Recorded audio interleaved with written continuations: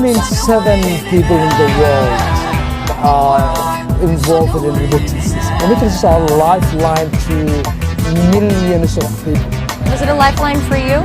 It was our only source of income. I worked for a UN remittance program where I became a compliance advisor. And that's when I saw particularly how it is difficult to detect or prevent flows of funds to bad guys.